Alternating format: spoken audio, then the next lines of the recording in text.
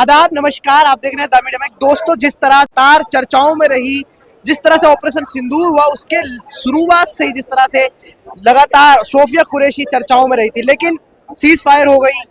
Sophia Qureshi पर अब जो है सवाल खड़ा कर दिया बीजेपी की सरकार में मंत्री विजय शाह ने, जिस तरह से उन्होंने आतंकवादी की बहन कह दिया और कहा कि पाकिस्तान पर हमने आतंकवादी बहन पर तमाचा मारा है। तो दोस्तों, आज जनता से जानने की कोशिश करेंगे कि कर्नल सोफिया खान पर, सोफिया कुरैशी पर जिस तरह से ये बयानबाजी की, इस पर जनता क्या सोचती है।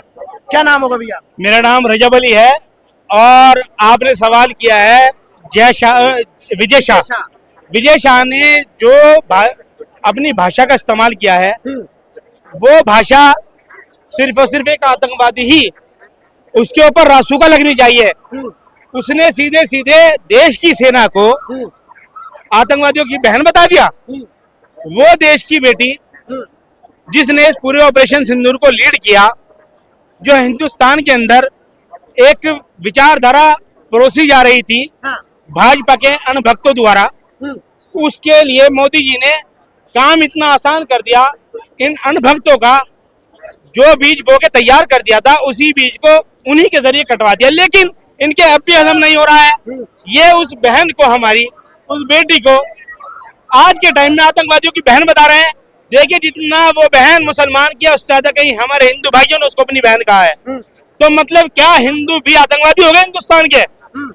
ये गोडसे को मानने वाले लोग, गोडसे की विचारधारा पे चलने वाले लोग, सावरकर के पिता मानने वाले लोग, इनका, क्योंकि इनका बापू तो पिता लगता नहीं है, महात्मा गांधी, ये इनको देश से कोई मतलब नहीं है, इनको देश से कोई वास्ता ही नहीं है।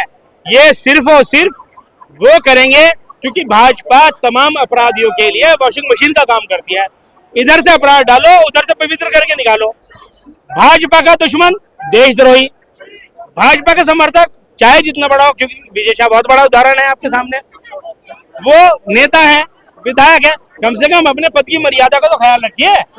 अपने पद की मर्यादा का जो ख्याल नहीं रख सकता, मैं मानता हूं उस पर तत्काल एक्शन होना चाहिए और तुरंत उसको निष्कासित करके उनकी सीट को खाली कराना चाहिए। जबलपुर हाई कोर्ट ने खुद संज्ञान लिया है और उनके खिलाफ सख्त धाराओं में केस दर्ज करने के लिए निर्देश दिया, मगर भाजपा ने अभी तक ना तो मंत्री पद से हटाया है, ना भाजपा से निष्कासित किया है और ना उनके बारे में कुछ कहा है। इस पर क्या सोचते हैं? हमारी जो न्याय प्रणाली है, हमें उस पर पूरा यकीन है। अगर जो न्याय प्रणाली आज न होती, ये हालात बना दिए गए थे। आज जो मैं तुम्हारे सामने माइक के ऊपर खड़े होकर बोल रहा हूँ, हमारे चूतड़ों को छीत के लाल करवा देते हैं। इतने अनभक्त छोड़ दिए उन्होंने। ये सरकार का इन लोगों को संरक्षण है, इसी तरीके से इस भाजपा के मंत्री को संरक्षण है। न्याय प्रणाली को मैं सैल्यूट करता हूँ। उन्होंने वो काम कर दिया जो मोदी जी को करना चाहिए था। मोदी जी का मतलब देश में वैसे ही कहते हैं कि 24 के 48 घंटे काम करते हैं। जब एक बयान के ऊपर पूरी सेना को उन्होंने आतंकवादी कहा है, क्योंकि संरक्षण उस बहन ने किया है, उस संरक्षण को जो लीड किया उस प्रोग्राम को, उसको अगर जो आतंकवादी कह सकते हैं, सिर्फ उसका कसूर इतना है, वो एक मुस्लिम धारणा से ताल्लुक रखती है।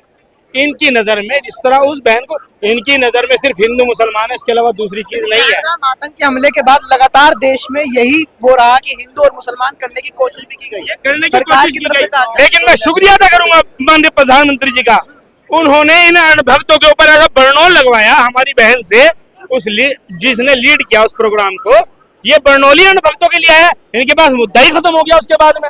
ये क्या मजबूरी रही कि प्रधानमंत्री जी को इस तरह से लीड करवाने की जरूरत पड़ी? क्योंकि वरना तो आप पीछे अगर इतिहास में जाएंगे तो शमशान, भैंस चोरी, मंगलसूत्र, तब प्रधानमंत्री के शब्द। ये कुछ नहीं है, सिर्फ इलेक्शन का प्रोपेगेंडा है। अब 2019 आपने देखा तो वो जो अटैक हुआ था कश्मीर के अंदर, पुलवामा अटैक हुआ था, वो क्या था, 2019 में इलेक्शन था, वो अटैक करा दिया। अब बिहार का इलेक्शन है, अब यहाँ पे इन्होंने पहलगाम में अटैक करा दिया। ये कुछ नहीं है, चुनावी मुद्दा पाकिस्तान का। इन्होंने, सरकार ने कराया ये बिल्कुल पब्लिक सोच सकती है किसने कराया। मैं कहाँ बोल रहा हूँ, आप भी जानते हैं कहाँ बोल रहा हूँ मैं। ये तो भाई चुनावी मुद्दा और कुछ नहीं है। पोस्टर लॉन्च किया गया, एक एंकर होती है, क्या नाम है उनका, अंजना ओम कश्यप, वो कहते हैं कहने लगा कोई पोस्टर नहीं लगाना चाहिए था, उसके अंदर किसी की तस्वीर नहीं दिखाई गई, लेकिन फिर भी कहते हैं लेकिन जहाँ गड्ढा होता है पानी मरता है।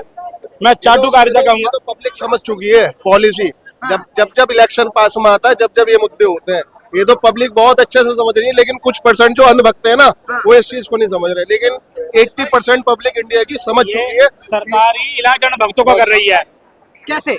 इनके खिलाफ काम करके जो ये चाहते हैं इनके खिलाफ हो जाता है काम। इन्होंने हिंदू मुस्लिम का पूरा प्रोपेगेंडा चला दिया, क्योंकि उस बहन का सिंदूर जो मिट चुका था, उन दहशतगर्दों ने मारा था उसको, उसके शहीद होने के बाद में इनको सिर्फ उसके ऊपर हिंदू मुस्लिम धर्म देख के पूछते हैं। उसी बहन के जरिए उनको धर्म बताने के लिए कि एक मुस्लिम बहन भी लीड कर सकती है।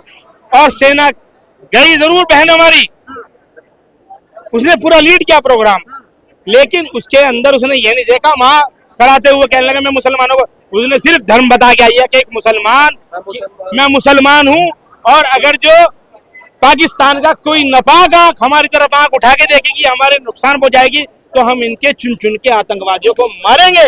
और उन्होंने मारा, और मारने के बाद में इस चीज को साबित कर दिया, जितना बड़ा देशभक्त इस हिंदुस्तान में मुसलमान है, इतना बड़ा अणभक्त देशद्रोही है इस हिंदुस्तान के अंदर। क्योंकि अणभक्त जो है वो देश को तोड़ने की बात करता है हमेशा। ऐसा क्या मसला है कि हिंदुस्तान में मुसलमानों को अपनी देश के प्रति प्रेम को दर्शाना? जूता है पैर में, जूता है मेरे पैर में। अगर जो कोई हमारे देशभक्ति का प्रमाण लेगा तो हम साले के मुंह पे जूता मारेंगे उसके।